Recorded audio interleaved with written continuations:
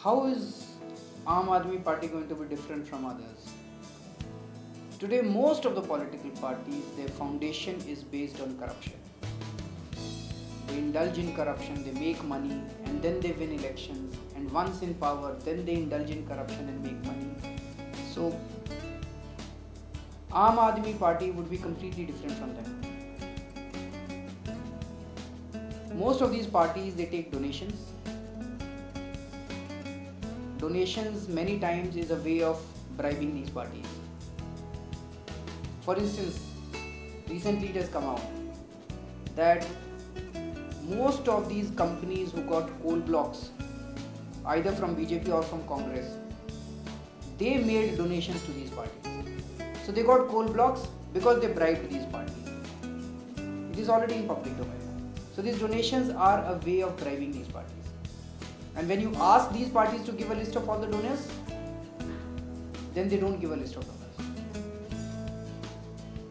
AAM AADMI party, as soon as they receive a donation, within a week of that, they would put up the donor's name and the amount received and the date on which it was received on the website.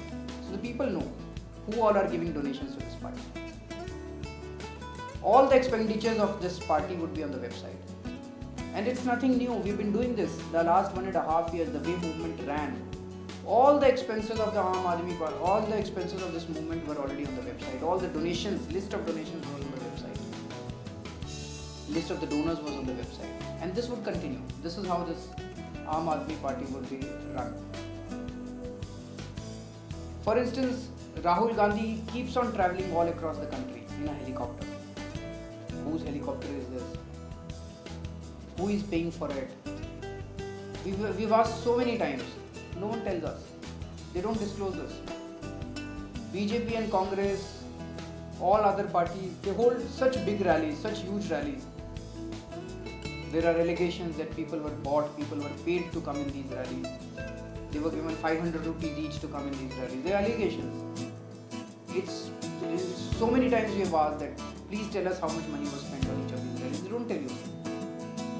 But we will put all the expenditure on the website. Second, there is a VIP culture in our country. This country, this governance seems to be working only for VIPs. The people of this country seem to be an obstruction in governance. You have separate houses for VIPs, you have red light cars for VIPs, you have separate areas for VIPs, you have separate security for VIPs, etc. etc. But all the things meant for common people is completely rotten. This VIP culture has to end. There will be only one VIP in this country now, and that is AAM AADMI. Every AAM AADMI, every citizen in this country would be a VIP. So this VIP culture has to go.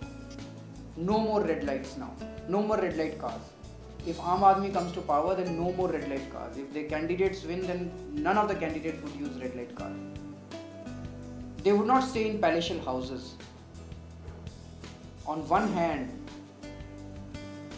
40% of Delhi is living in slums, and in each jhuggi-jhopri, 20 people are living together in such a small area. And the President of India lives in such a huge palatial bungalow, which was constructed by the Britishers for themselves. It is an imperial building. It's a legacy of the imperial British Raj, and we are continuing with it.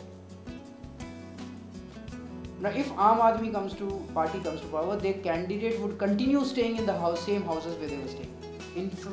They will come from amongst you, and they will continue living. They will continue being a part of you. So, AAM AADMI in this elections, AAM AADMI would vote, AAM AADMI would stand, AAM AADMI would campaign, AAM AADMI would win, AAM AADMI would lose. It is going to be your elections. No special security for VIPs.